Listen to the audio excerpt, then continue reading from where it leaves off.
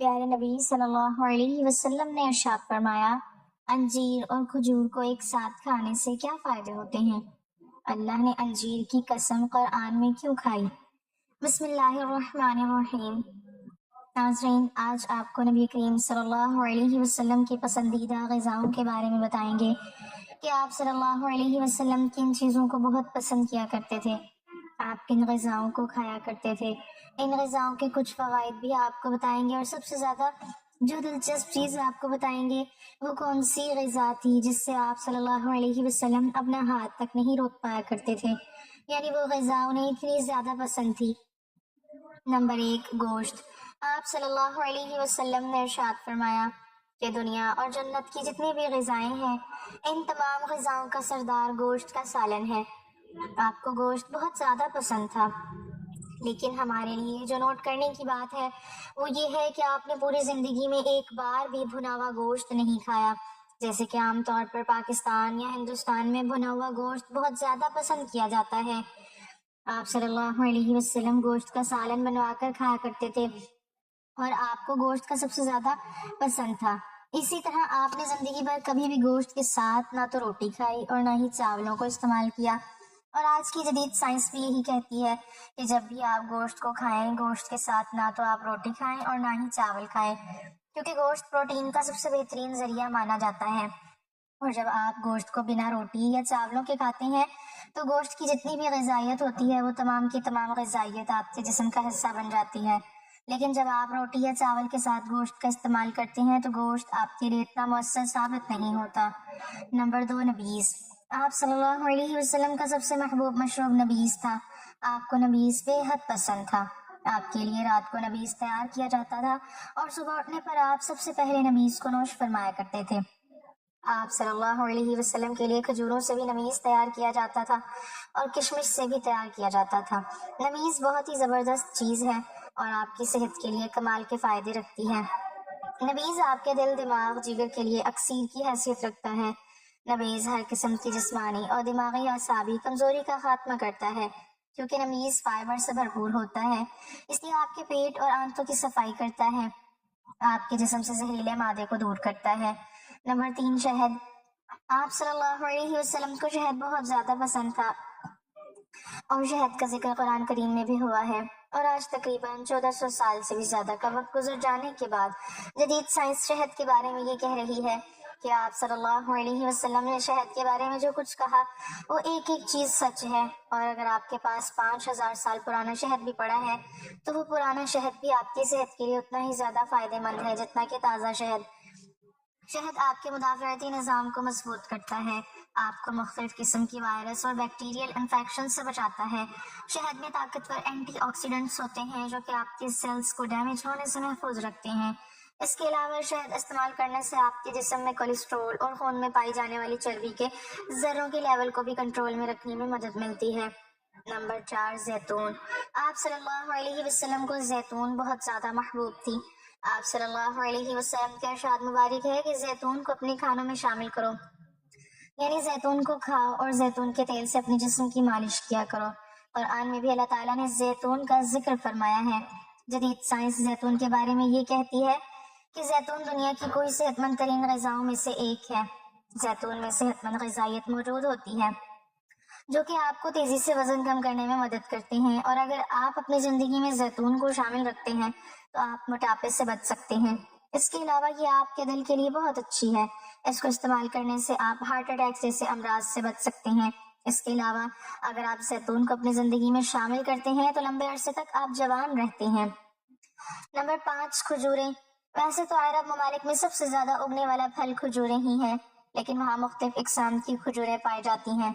लेकिन हमारे प्यारे नबी करीम सल्लल्लाहु अलैहि वसल्लम को अजवा खजूर बहुत ज्यादा पसंद थी। खजूर के बारे में नबी करीम सल्लल्लाहु अलैहि वसल्लम ने इरशाद फरमाया कि ये जन्नत के फलों में से एक फल है। हजरत आयशा रज़ी अल्लाह तआला अन्हा इरशाद फरमाती हैं कि कुछ महीने तो ऐसे गुजरे जब हमारे घर में खाने के नाम पर सिर्फ खजूरें ही हुआ करती थी और हम सिर्फ खजूरों को खाकर अपना गुजारा किया करते थे।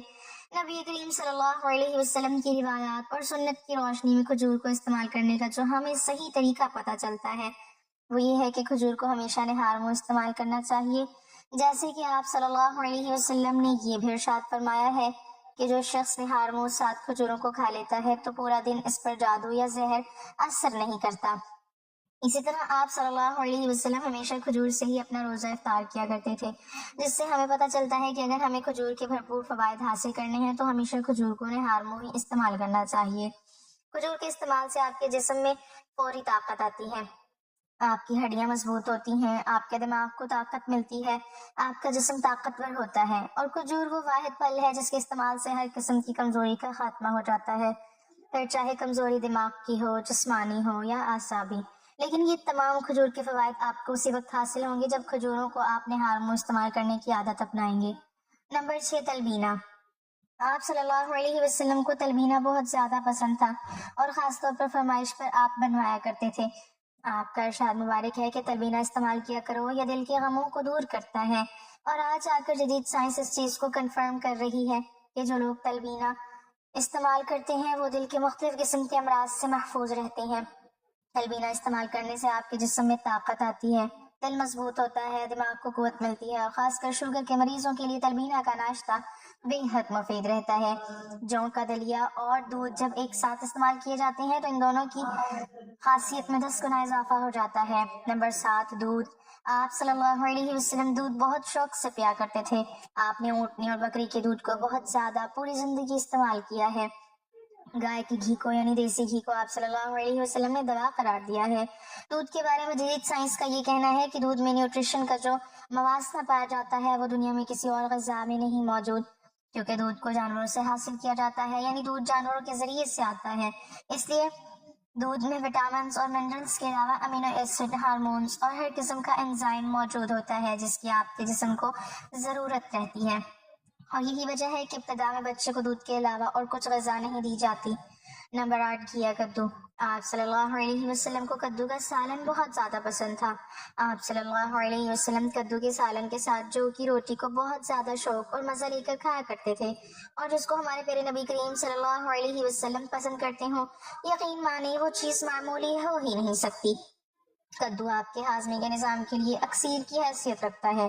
اگر آپ کو کسی بھی قسم کے ہاضمے کا مسئلہ ہے تو کدو کو استعمال کرنا شروع کر دیں۔ آپ کے جگر کے لیے بہت مفید ہے، آپ کے پیٹ اور آنتوں کو صاف کرتا ہے، اور جسم میں موجود بے جا گرمی کا خاتمہ کرتا ہے۔ جسم میں موجود بے جا گرمی آپ کو مختلف بڑے مسائل میں مبتلا کرنے کا سبب بنتی ہے۔ نمبر 9، جو کی روٹی۔ آپ صلی اللہ علیہ وسلم نے پوری زندگی گندم کی روٹی نہیں کھائی، بلکہ آپ جو کی روٹی کھایا کرتے تھے، اور آج جدید سائنس یہ بات کہتی ہے کہ جو کی روٹی گندم کی روٹی کی نسبت دگنی فائدہ مند ہے، اور اگر آپ جو کی روٹی کو کھاتے ہیں تو آپ مختلف قسم کے مسائل سے بچ سکتے ہیں۔ جو میں گندم کے مقابلے میں دگنی کیلشیم موجود ہوتی ہے۔ جو کی روٹی استعمال کرنے سے آپ کی ہڈیاں اور دانت مضبوط رہتے ہیں، اور آپ کو ہڈیوں اور جوڑوں سے متعلق کسی قسم کا کوئی مسئلہ نہیں ہوتا۔ ان علاقوں میں جہاں جو کی روٹی استعمال کی جاتی ہے، عام طور پر لوگ یہ جانتے ہی نہیں کہ کمر کا درد، ہڈیوں کا درد، جوڑوں کے مسائل بھی کوئی چیز ہوتی ہے۔ نمبر 10، انجیر۔ نبی کریم صلی اللہ علیہ وسلم نے انجیر کو جنت کا پھل قرار دیا ہے۔ آپ صلی اللہ علیہ وسلم کا انجیر کے بارے میں کہنا ہے کہ جنت میں بھی انجیر جیسے پھل ہوتے ہیں جن کا نہ تو چھلکا ہوتا ہے اور نہ ہی ان کے اندر گٹھلی پائی جاتی ہے۔ اور آن میں بھی اللہ تعالیٰ نے انجیر کا ذکر کیا ہے۔ انجیر آئرن سے بھرپور ہوتی ہے، اس کے استعمال سے آپ کے جسم میں خون کی کمی نہیں ہوتی۔ اگر آپ کو خون کی کمی ہے تو لگاتار 1 مہینہ انجیر استعمال کر کے دیکھیں، آپ کے جسم میں کسی قسم کی خون کی کمی نہیں بچے گی۔ انجیر استعمال کرنے سے آپ کی آنتیں صاف ہوتی ہیں، آنتوں کے اندر جتنے بھی زہریلے مادے جمع ہو چکے ہوتے ہیں جن کی وجہ سے آپ کے جسم غذا سے ملنے والی طاقت کو جذب نہیں کر پا رہی ہوتی، انجیر استعمال کرنے سے آپ کی آنتوں میں وہ تمام زہریلے مادے اور فضلہ نکل جاتا ہے، اور آپ کھانے سے ملنے والے وٹامنز اور منرلز کو بہتر طور پر حاصل کر پاتے ہیں۔ نمبر 11، انگور۔ آپ صلی اللہ علیہ وسلم انگور بہت شوق سے کھایا کرتے تھے، اور آج جدید سائنس ہمیں یہ بتاتی ہے کہ انگور بے حد فائدہ مند ہے۔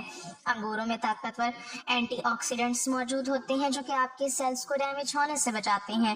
آپ کینسر سے بچ سکتے ہیں۔ صرف انگور استعمال کرنے سے انگوروں میں موجود اینٹی آکسیڈنٹس آپ کو لمبے عرصے تک جوان رکھتے ہیں، کیونکہ ان میں زبردست بڑھاپے کو کنٹرول کرنے کی صلاحیت موجود ہوتی ہے، آپ کے چہرے پر جھریاں نہیں آنے دیتے، اور بھی بے شمار فوائد ہیں۔